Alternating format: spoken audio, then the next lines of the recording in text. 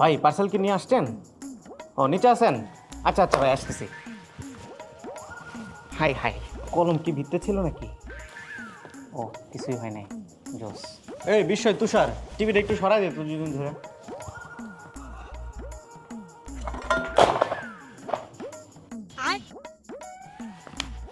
উঠা ল্যাপটপটা। কি সমস্যা তোর ভাই? ভেঙে যাবে তো এটা। আরে দূর, তোদেরকে দিয়ে কিচ্ছু হবে না, তোরা জিনিসপত্রের মায়া করতে পারিস না। এই আর তুমি খুব পারো। বেটা, চ্যাপটা বোতল তো তুই আমার হাতে দিছস। এই প্রথম কোনো দামি ল্যাপটপ হাতে নেওয়ার পরে তুলু তুলু করে ইউজ করি নাই, বা ইউজ করতে গিয়ে আমরা কোনো ভয় পাই নাই। এর আগে আমাদের স্টুডিওতে যত ল্যাপটপ আসছে দামি ল্যাপটপ, সেগুলোকে আমরা পারি না হাতে গ্লাভস লাগায় তারপরে ধরতে, এত আস্তে আস্তে এত সুন্দর করে ইউজ করি। বাট এটা ডিউরেবল একটা ল্যাপটপ। আমরা কথা বলছি আসুস এক্সপার্ট বুক নিয়ে, এবং আমাদের হাতে যে স্পেসিফিক মডেলটা আছে এটার নাম হচ্ছে আসুস এক্সপার্ট বুক P5। এটার আরও বেশ কয়েকটা ভেরিয়েন্ট আছে, P3 এবং P1, সেগুলোর ডিটেল আমরা ডিসক্রিপশনে দিয়ে দিব, চাইলে আপনারা দেখতে পারেন। ওগুলো আর একটু লোয়ার ভেরিয়েন্টের, প্রাইসও কম। বাট আমরা আজকে P5 নিয়ে কথা বলবো। এবং এই ল্যাপটপটা একটা টিপিক্যাল শেপেরই ল্যাপটপ, কিন্তু টিপিক্যাল শেপের হইলেও এটার কাজ কিন্তু একটু আগে আপনারা দেখলেন মোটেও টিপিক্যাল না। আমরা এটার উপরে প্রচন্ড পরিমাণে অত্যাচার করছি, এটার উপরে উঠে দাঁড়াইছি, এটার উপরে পানি ঢালছি, কলম ভিতরে রাখা জোরে লিড লাগাই দিছি, তারপরে কর্নারে ধরে উঠাইছি, তারপরেও এই ল্যাপটপের তেমন কোনো ক্ষতি হয় নাই। তার মানে এটা একটা ডিউরেবল ল্যাপটপ হিসেবেই কিন্তু মার্কেটিং করা হচ্ছে। অ্যান্ড এটাই আমার মনে হয় আমার প্রথম দেখা ডিউরেবল ল্যাপটপ। যাই হোক, ডিউরেবিলিটি নিয়ে আমরা পরে আরেকটু কথা বলবো। এখন আমরা এই ল্যাপটপটার যে ইউজুয়াল জিনিসগুলো সেগুলো সম্পর্কে কথা বলি। সো এটা গ্রে কালারের একটা ল্যাপটপ, এবং এটা ফুল মেটাল বিল্ডের পুরা ইউনিবডি একটা ডিজাইন দেওয়া হয়েছে, এবং এটার ওজন হচ্ছে 1.27 কেজি। সো একেবারে ভারীও না, আবার একেবারে লাইট ওয়েটও বলা যাবে না। এটার থিকনেস হচ্ছে সাধারণত যেরকম হয় ওরকমই 17 মিলিমিটারের মতো। সো ইজিলি পোর্টেবল এই ল্যাপটপটা। এবং এটার পেছনের দিকে আমরা এক্সস্ট ব্যান্ড দেখতে পাচ্ছি। ল্যাপটপটাকে যদি ওপেন করি, মানে লিডটা যদি ওপেন করি, তাহলে আমরা যে ডিসপ্লেটা দেখতে পাচ্ছি এটা মূলত 2.5K রেজুলেশনের একটা আইপিএস ডিসপ্লে, যেটাতে 144 হার্টজের রিফ্রেশ রেট আছে। এবং এই ডিসপ্লেটার সাইজ হচ্ছে 14 ইঞ্চ। ভালো ব্যাপার হচ্ছে এটাতে অ্যান্টি গ্লেয়ার কোটিং আছে, যার ফলে আমরা একদম ডাইরেক্ট এখানে লাইট জ্বালায় তারপরেও ডিসপ্লেটাকে ঘোরাচ্ছি, প্রায় রিফ্লেকশন নাই বললেই চলে, খুবই মিনিমাম রিফ্লেকশন দেখতে পাচ্ছি, যেটা এই ল্যাপটপের খুবই ভালো একটা দিক আমার মনে হয় ডিসপ্লে সাইডের। এছাড়া এই ডিসপ্লেটার ব্রাইটনেস 400 নিট পর্যন্ত যায়, যেটা ইনডোর ইউজের জন্য এনাফ, এবং এটাতে 100% sRGB কালার কভারেজ আছে। এবার চলুন এই ল্যাপটপটার হার্ডওয়্যার স্পেসিফিকেশন এবং পারফরমেন্স নিয়ে একটু কথা বলি।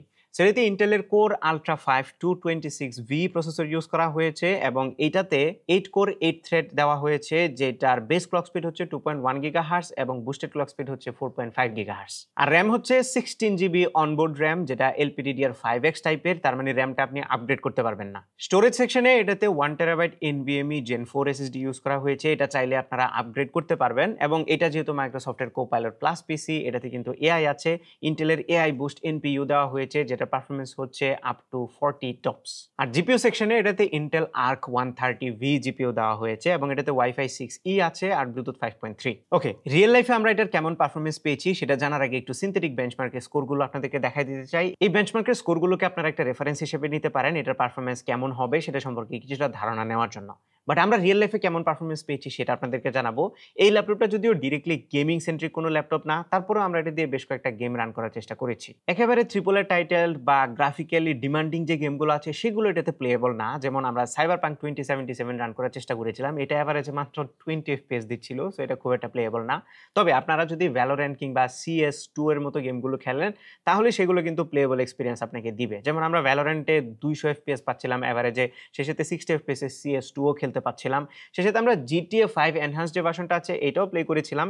এইটা লাইক মিডিয়াম সিটিং এ আপনি এভারেজ FPS 45 এর মতো পাবেন, সো মোটামুটি প্লেয়েবল ছিল। সো একদমই টুকটাক মিড লেভেলের যে গেমগুলো আছে সেগুলো আপনারা এটা দিয়ে খেলতে পারবেন। তবে ডে টু ডে লাইফে অন্যান্য যত কাজগুলো আছে, যেমন এইটা মোস্টলি অফিস পারপাসে তৈরি করা হয়েছে। এক্সপার্ট বুক যে সিরিজটা, এটা মূলত অফিস ওয়ার্কের জন্য তৈরি করা।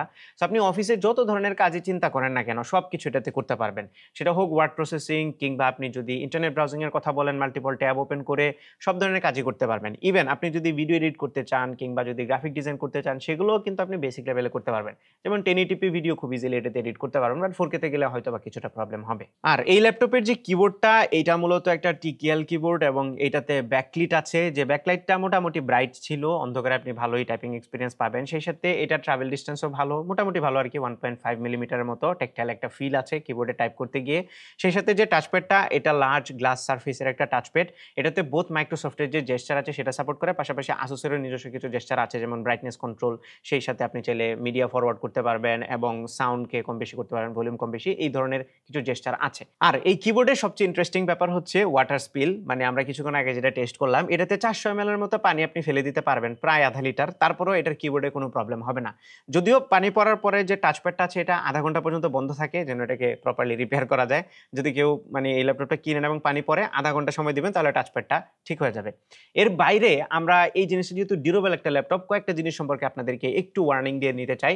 সেটা হচ্ছে এই জিনিসটা মূলত অ্যাক্সিডেন্টাল ড্রপ কিংবা অ্যাক্সিডেন্টালি আপনি এটার উপরে প্রেশার দিয়েছেন, যেমন ব্যাকপ্যাকে রাখলেন অনেক বেশি চাপ পড়লো অথবা লাগেজে রাখছেন অনেক বেশি চাপ পড়লো, সো এই ধরনের অ্যাক্সিডেন্টাল জিনিসপত্র থেকে এটা আপনাকে বাঁচাবে, কিন্তু ইচ্ছা করে করা যাবে না। যেমন আমরা এটার ভিতরে কলম রেখে ডিসপ্লেটাকে সাঁই সাঁই করে বারবার মারছি, একদম 5-10 বার আমরা করছি, কোনো ধরনের প্রবলেম হয় নাই। যেটা অন্যান্য ল্যাপটপ যদি হইতো তাহলে ডিসপ্লে ভেঙে যেত, নষ্ট হয়ে যেত, পানি পড়লে কিবোর্ড নষ্ট হয়ে যেত, অন্য যে কোনো ল্যাপটপ সামান্য পরিমাণে পানি পড়লেই কিন্তু কিবোর্ড নষ্ট হয়ে যেত। বাট এটাতে সেই প্রবলেমটা হয় নাই। আপনি যদি কফি স্পিল করে দেন বা অন্যান্য জিনিস মানে অনিচ্ছাকৃতভাবে যদি ফেলে দেন তাহলে প্রবলেম নাই, কিন্তু ইচ্ছা করে করা যাবে না। এটাতে আমরাও অনেক অত্যাচার করছি, আসুস অনেক অত্যাচার করছে। আবার এই যে কর্নারে ধরে একদম ডিসপ্লে কর্নারে ধরে উঠাই ফেলছি, এটা কিন্তু বডিটা বেন্ড হয়ে গেছে, কিন্তু এটা কিছুক্ষণ পরে আবার অটোমেটিক্যালি 100% ঠিক না হইলেও 99% ঠিক হয়ে গেছে, সামান্য একটুখানি ব্যান্ড এখনো পর্যন্ত আছে। সো বারবার আপনি যদি এটা দিয়ে করতে থাকেন তাহলে হালকা একটু ব্যান্ড এটাতে কিন্তু পার্মানেন্টলি থেকেই যাবে। সো ডেফিনেটলি অ্যাক্সিডেন্টালি যদি করেন কোনো প্রবলেম নাই, বাট ইচ্ছা করে এই কাজগুলো করা যাবে না, এটা আমাদের সাইড থেকে অন্তত পক্ষে রিকমেন্ডেড থাকবে না। তবে ডিউরেবিলিটির বেলায় আরেকটা জিনিস বলে দিই, এটা যে পোর্টসগুলো আছে সেগুলো কিন্তু ওয়াটারপ্রুফ না, কিবোর্ড ওয়াটারপ্রুফ। সো পোর্টসের ভিতরে যদি পানি ঢোকায় দেন তাহলে কিন্তু প্রবলেম হবে। স্পিকিং অফ পোর্টস, এটাতে দুইটা USB type C Thunderbolt 4 port আছে এবং এই সবগুলোতেই কিন্তু পিডি ডেটা এবং ডিসপ্লে আউট সাপোর্ট করে। সেই সাথে দুইটা ফুল সাইজের মানে ইউএসবি টাইপ এ আছে যেগুলো ইউএসবি 3.2 জেন 2 প্রোটোকলের। এছাড়া এটাতে এইচডিএমআই 2.1 পোর্ট আছে, একটা 3.5 মিলিমিটার কম্বো অডিও জ্যাক আছে এবং একটা সিকিউরিটি লক পোর্ট আছে। এছাড়া এটাতে ডলবি টিউনড স্টেরিও স্পিকার দেওয়া হয়েছে, যেটা থেকে খুবই প্রিমিয়াম একটা সাউন্ড এক্সপিরিয়েন্স পাওয়া যায়। ভলিউম খুব ভালো ছিল, লাউড ছিল, ডিটেলও ভালো এবং ফুল ভলিউমে ডিস্টরশনেরও দেখা পাই নাই। এর বাইরে এটাতে ডুয়েল এরে মাইক্রোফোন আছে, যে মাইক্রোফোনগুলো ভিডিও কলিং এর জন্য বা কনফারেন্স কলিং এর জন্য একদম পারফেক্ট ছিল, ভালো সাউন্ড দিচ্ছিল।